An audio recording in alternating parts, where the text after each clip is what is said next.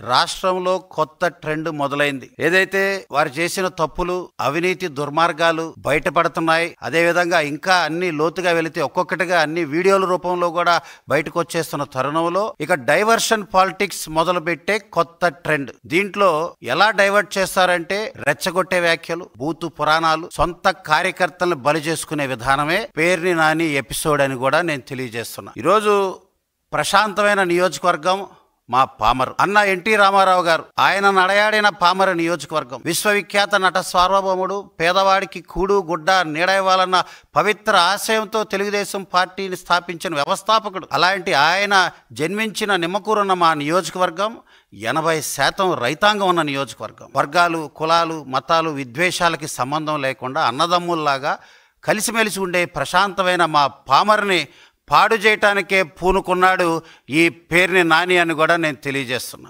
ఏదైతే పట్టాలకు సంబంధించి దొంగ పట్టాలు ఇచ్చి ప్రజల్ని మోసం చేశాడు, అదేవిధంగా బియ్యం బొక్కిన గజ దొంగ, వీటన్నిటితో పాటు ఇటీవల ఉచ్చ నీచాలు మరిచి ఇక అతను ప్రజల్ని ఓటు అడిగే పనే లేదు అన్నట్టుగా, ఇక ఓటుతో పనే లేదు, కొడుకు భవిష్యత్తుగా పోతే పోని అనుకున్నాడో ఏమో కానీ ఈరోజు సభ్య సమాజం తలదించుకునే విధంగా, రాష్ట్ర ప్రజలందరినీ భయభ్రాంతులు చేసే విధంగా తన వరవడి ఉంది. నేను ఒకటే సూటి ప్రశ్న వేస్తున్నా. ఈరోజు విషం చిమ్మే ఈ విపక్ష నేత జగన్మోహన్ రెడ్డి గారికి, అదేవిధంగా ఈ పేరు నానికి సూటి ప్రశ్న.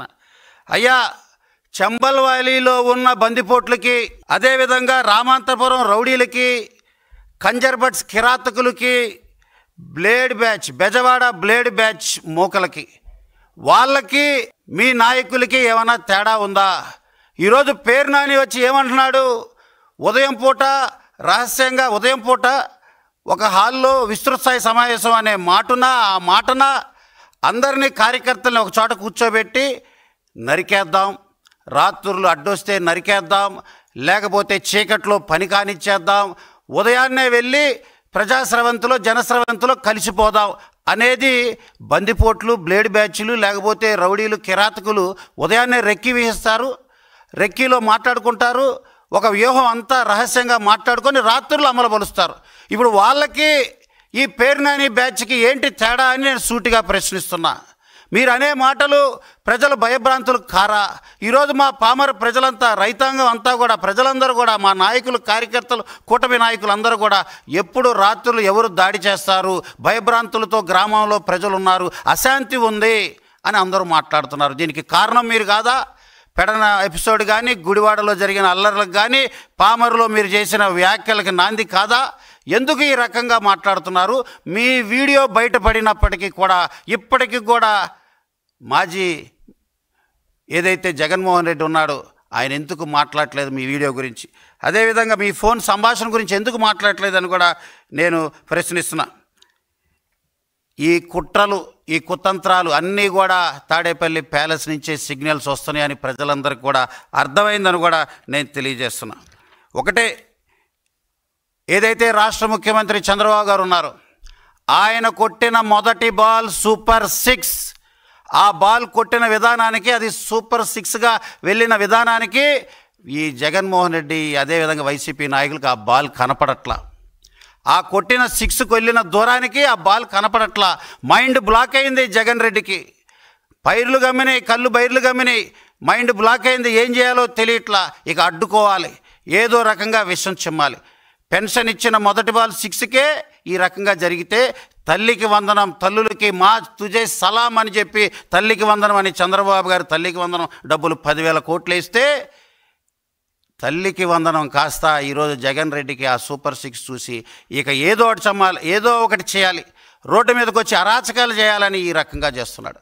ఇక రాబోయే రోజుల్లో అన్నదాత సుఖీభవ రేపు ఈ నెలలో వస్తుంటే, అన్నదాత సుఖీభవ, అన్నదాతలందరికీ సుఖంగా ఆనందంగా ఉంటే, జగన్మోహన్ రెడ్డికి మాత్రం దుఃఖీభవ అన్నట్టుగా ఉంది.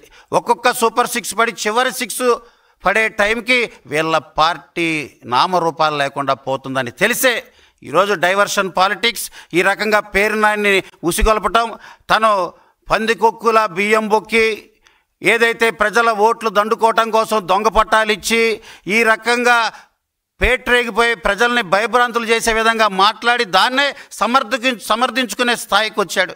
అవును, నేను కరెక్ట్ మాట్లాడాను అని చెప్పి మాట్లాడుతుంటే వైకాపా శ్రేణులు కూడా ఎవరు మాట్లాడలేదంటే కూడా ఇంతకంటే దౌర్భాగ్యం ఉందా అని కూడా నేను ప్రశ్నిస్తున్నా. కార్యకర్తలను ఎందుకని బలి చేస్తారు? రాచపీనుగు పోయేటప్పుడు 10 మందిని తీసుకుపోద్ది. పేరు నాని పోతున్నావు, నీ వైకాపా ముఖ్య నాయకులు పోతున్నారు, పోయేటప్పుడు ఎందుకని మీ కార్యకర్తల్ని తొక్కుకుంటూ పోతున్నారు? ఎందుకని ఈ రప్ప ఇలాంటి డైలాగులు, సినిమా డైలాగులు తీసుకొచ్చి ప్రజల్ని భయభ్రాంతులు చేస్తున్నారని నేను తెలియజేస్తున్నా. పామర ప్రజలు ప్రశాంతంగా వాతావరణం కోరుకుంటున్నారు. అధికారం వచ్చిన 12 నెలల్లోనే సుపరిపాలన తొలి అడుగులోనే అద్భుతమైన కార్యక్రమాలు చేశాం మా పామరులో. 6 కోట్ల ఆసుపత్రి కానీ, అదేవిధంగా ఎంఎస్ఎంఈ పార్క్ కానీ, బ్రహ్మాండంగా బస్టాండ్ రూపుదిద్దుకోవటం కానీ, దళిత హాస్టళ్ళు 3 కోట్ల వ్యయంతో 2 తీసుకురావటం, 492 సీసీ రోడ్లు, ఆర్ఎన్బి గుంతలు పూడ్చడం కానీ 12 నెలల్లో బ్రహ్మాండమైన అభివృద్ధి చేస్తే ప్రజలు ఇది కోరుకుంటున్నారు. అద్భుతమైన మ్యాండేట్ ఇచ్చారు. సుపరిపాలన తొలి అడుగులోనే ఇంత అద్భుతం జరిగితే ఇక 2వ అడుగు 3వ అడుగుకి ఇంకా అద్భుతాలు జరుగుతాయని సంక్షేమ అభివృద్ధి ఫలాలు అందుకుంటూ ప్రజలు సుశాంతంగా అందరూ కూడా సంతోషంగా ఉంటే ఎందుకని పేరు నాని, అదేవిధంగా అనుకోండి జగన్ రెడ్డి రాష్ట్రాన్ని ఈ రకంగా రావణ కాష్టం చేసే ప్రయత్నం చేస్తున్నారు? నేను ఒకటే కోరుకుంటున్నా ముఖ్యమంత్రి చంద్రబాబు గారిని, అయ్యా సార్, పేరు నానిని కఠినంగా శిక్షించండి. ప్రజాస్వామ్యబద్ధంగా శాంతి భద్రతల్ని విఘాతం కలిగించే వ్యక్తులని దయచేసి చట్టపరంగా వారందరినీ కూడా శిక్షించండి. ఈ రకంగా పోతే ప్రజలు భయభ్రాంతులు అవుతారు. మంచితనం కూడా కొంతమంది చేతగానితనంగా తీసుకుంటున్నారు. చంద్రబాబు నాయుడు గారు మీ మంచితనాన్ని ఈ దుర్మార్గులు చేతగానితనం అనే దిశగా ఆలోచన చేస్తున్నారు. దయచేసి వీరిపై కఠినంగా వీరిపై శిక్ష అమలుపరచాలని కూడా నేను ముఖ్యమంత్రి చంద్రబాబు గారిని కోరుకుంటున్నాను. అదేవిధంగా రాబోయే రోజుల్లో ఇదే రకంగా ఈ విపక్ష నేతలు ఈ రకంగా చేస్తే ఖచ్చితంగా ప్రజాక్షేత్రంలో ప్రజలు వీరికి బుద్ధి చెబుతారని కూడా తెలియజేస్తున్నాను.